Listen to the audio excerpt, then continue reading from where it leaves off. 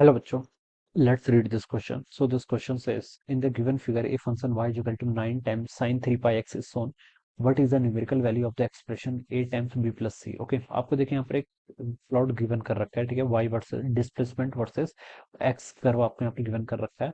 आपको बताना है कि what is the numerical value पे a times a plus b plus c के इक्वल। ओके, तो देखिए बच्चों, इस क्वेश्चन का की कॉन्सेप्ट ना आप देखिए क्या लिख सकते हैं। देखिए आपको वाई एक्स कर्व यहाँ पर गिवन कर रखा है, ठीक है। यहाँ पर आपको क्या कर रखा है, वाई एक्स कर्व क्या कर रखा है बच्चों, यहाँ पर क्वेश्चन में गिवन कर रखा है और आपको यहाँ पर इसकी वैल्यू कैलकुलेट करके बतानी है, ठीक है। तो इस क्वेश्चन का की कॉन्सेप्ट बच्चों आप क्या लिखेंगे, एसएचएम लिख लीजिए। चलिए क्या लिख लीजिए, एसएचएम, ठीक है।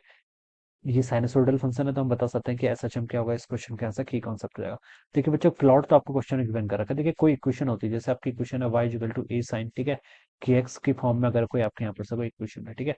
तो y देखिए ये आपका डिस्प्लेसमेंट बता रहा है, ठीक है। a क्या है इसका एम्पलीट्यूड, a क्या है आपका एम्पलीट्यूड, ठीक है। y is the displacement, displacement तो उसका देखिए किस डायरेक्शन हो रहा है, जो आपका डिस्प्लेसमेंट है वो क्या डायरेक्शन आपकी y डायरेक्शन के अलॉन्ग है, वेव आपकी x डायरेक्शन के अलॉन्ग क्या कर रही है, प्रोपेगेट कर रही है, ठीक है। तो जो y एक्सिस का अलॉन्ग होगा वो आपका क्या हो जाएगा, this is the displacement of the particle and wave is propagating along x axis. तो अगर देखिए बच्चों मैं यहाँ पर से देखूं, ये क्या बताता है आपको, एम्पलीट्यूड बताता है। तो बच्चों देखिए यहाँ पर से एम्पलीट्यूड कितना है, यहाँ पर से 9 के इक्वल है, ठीक है। यानी कि ये वैल्यू, ये एम्पलीट्यूड होता है क्या, देखिए बच्चों, अगर ये मेरा एक्सिस है, ठीक है, यहाँ से लेकर यहाँ तक की जो डिस्टेंस होती है दिस इज कॉल्ड एम्पलीट्यूड। इसको हम क्या करते हैं, कैपिटल ए से रिप्रेजेंट करते हैं। यहाँ पर भी देखिए ए वाई एक्सिस का अलॉन्ग दे रखा है ना, तो यानी कि आपका एम्पलीट्यूड ही है। तो एम्पलीट्यूड कितना गिवन कर रखा है, 9 के इक्वल गिवन कर रखा है।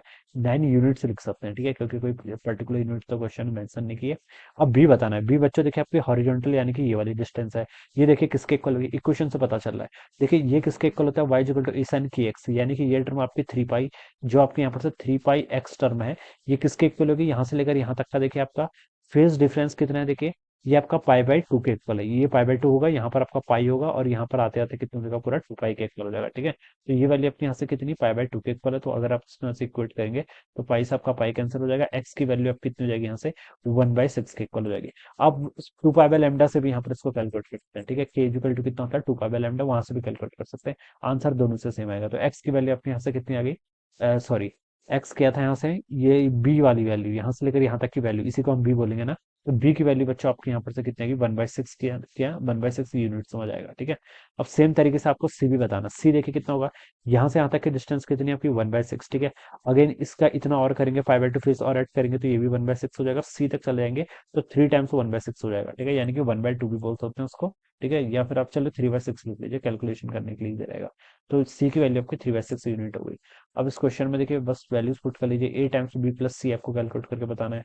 ए की वैल्यू कितनी है आपकी, 9 टाइम्स बी प्लस सी, बी कितना है 1/6 प्लस सी करेंगे तो 1 + 3 कितना होता है, 4/6, तो ये आपका 4/6 हो जाएगा।